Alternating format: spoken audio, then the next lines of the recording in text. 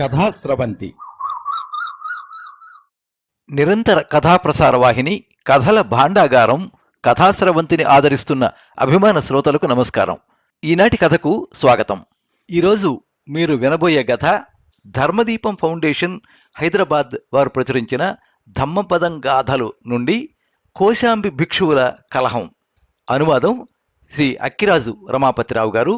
వినిపిస్తున్నది పప్పు భోగారావు. ఈ కథనం మీకు నచ్చినట్లయితే ఈ వీడియోని లైక్ చేయండి, మీ మిత్రులకు షేర్ చేయండి, మీ అభిప్రాయాన్ని కామెంట్స్లో తెలియజేయండి. మీరు మొదటిసారి ఈ ఛానల్లో కథ వింటున్నట్టయితే ఈ ఛానల్ని సబ్స్క్రైబ్ చేసుకోండి, పక్కనుండే బెల్ ఐకాన్ని తప్పకుండా నొక్కండి. ఇలా ఈ ఛానల్ ద్వారా వినిపించే కథలన్నీ మీకు ఎప్పటికప్పుడు అందుతాయి.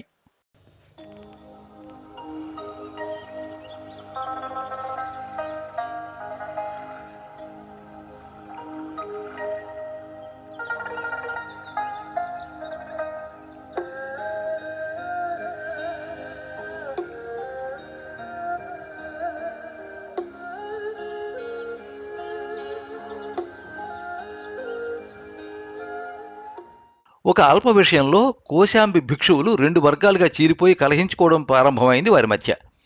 ఒక వర్గం వారు వినయపిటక ఆచార్యులను బలపరచగా, మరొక పక్షం వారు ధమ్మపిటకం పెద్దను తమ పెద్దగా చేసుకుని తరచూ వాదులాడడం ప్రారంభించారు. బుద్ధ భగవానుడే స్వయంగా కలుగజేసుకున్నా వాళ్ళు దారిలోకి రాలేదు. ఆయన హితవు చెప్పినా వినలేదు. బుద్ధ భగవానుడికి తెలుసు, వాళ్ళు ఎప్పుడో ఒకప్పుడు తమ ప్రవర్తన దోషం, లోపం గురించి వాళ్లే తెలుసుకుంటారని. అందుచేత వాళ్ళ కర్మకు వాళ్ళను వదిలిపెట్టి వర్షావాసాన్ని గడపడానికి ఒక అడవిలోకి వెళ్ళాడు. ఆయన అక్కడ ఒంటరిగా గడిపాడు. కోశాంబిలోని ఉపాసకులు అంటే గృహస్థ శిష్యులు బుద్ధ భగవానుడు ఎందుకు నగరాన్ని వదిలిపెట్టి వర్షావాస నివాసకు కోసం అడవికి వెళ్ళాడో తెలుసుకుని ఆచార్యవర్గం పట్ల ముభావంగా ఉండడం సాగించారు.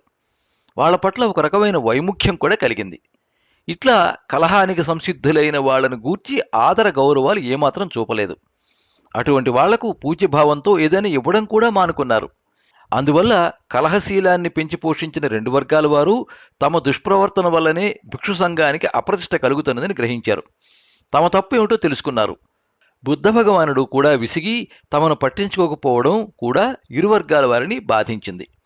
అయినా కొత్తగా ధర్మావలంబికులైన వారు, అక్కడి భిక్షు సంఘ పెద్దలు తమ దుష్ప్రవర్తన వల్లనే బుద్ధ భగవానుడు కోశాంబి నుంచి వెళ్ళిపోయారని, అందుకు తామే బాధ్యులమని ప్రకటించి పశ్చాత్తాపం వెల్లడించిన దాకా వాళ్లను గౌరవించేది లేదని తీర్మానించుకున్నారు. ఇరు సంఘాలను వెళ్లి బుద్ధ భగవానుడు నుండి క్షమాభిక్ష అర్థించవలసిందిగా కూడా కోరారు. అయితే బుద్ధ భగవానుడు అక్కడ లేడాయే. అదీగాక వర్షావాసం నిమిత్తం ఆయన అడవిలో ఉన్నందువల్ల కోశాంబి సంఘం వారికి ఆయనను దర్శించే ఆస్కారం లేకపోయింది. దీనితో కోశాంబిలోని భిక్షు సంఘం ఎన్నో బాధలకు గురైంది. వాళ్ళను పట్టించుకున్న వాళ్ళెవరూ లేకపోయారు. ఎవరూ భిక్షలు సమర్పించడం లేదు. వర్షావాసం ముగిసిన తర్వాత పూజ్యుడైన ఆనందుడు ఇంకా ఎంతోమంది భిక్షువులు బుద్ధ భగవానుడికి ఒక వర్తమానం పంపించారు. తమ దుష్కృతం ఏమిటో తమకు తెలిసి వచ్చిందని, ఇక ఎప్పుడూ అట్లా జరగకుండా నడుచుకుంటామని, తమను మన్నించవలసిందని, వెంటనే కోశాంబికి తిరిగి రావలసిందని ఒక విన్నపం ఆయనకు పంపారు వాళ్ళు. ఆ తర్వాత కొద్ది రోజులకు బుద్ధ భగవానుడు శ్రావస్తి చేరి జేతవనంలో నివసించాడు. అప్పుడు భిక్షువులు ఆయనను దర్శించి తమ ప్రవర్తన దోషం తమకు తెలిసిందని, తమను మన్నించవలసిందని ఆయనను ప్రార్థించారు.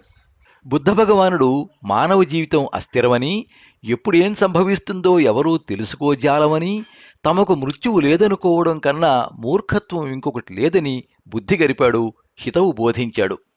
వర్షావాసం అడవిలో గడిపినప్పుడు బుద్ధ భగవానుణ్ణి ఒక ఏనుగు, ఒక కోతి సేవించుకున్నాయి.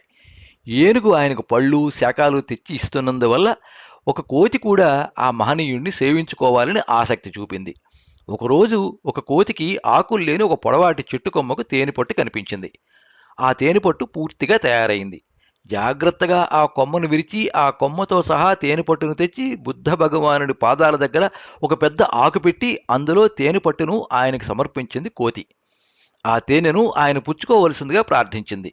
కానీ ఆయన మెన్నకుండిపోవడంతో దానికి అనుమానం వచ్చి ఆ తేనెపట్టును యువతలకు తీసి ముందు వెనకల పరిశీలనగా చూసింది. అందులో కొన్ని తేనెటీగల అతి చిన్న గుడ్లు అతుక్కుని ఉన్నాయి. వాటిని జాగ్రత్తగా మెత్తని సాధనంతో తొలగించి మళ్లీ ఆయనకు సమర్పించగా బుద్ధ భగవానుడు ఆ తేనెను స్వీకరించాడు. కోపాన్ని కలిగి ఉండటం అంటే మనం విషాన్ని త్రాగడం వంటిదే. అది మనల్ని మాత్రమే బలి తీసుకోదు, ఎదుటివారిని కూడా బలి తీసుకుంటుంది. గౌతమ బుద్ధుడు.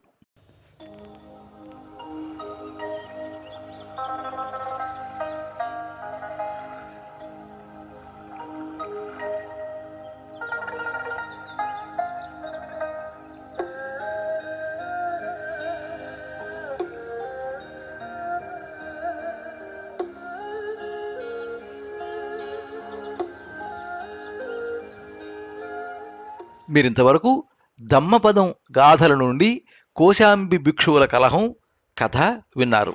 అనువాదం శ్రీ అక్కిరాజు రమాపతిరావు గారు. వినిపించినది పప్పు భోగారావు. ఎప్పుడు మీ అభిమానాన్ని కోరుకునే పప్పు భోగారావు. సర్వే జనాః సుఖినో భవంతు. కథా స్రవంతి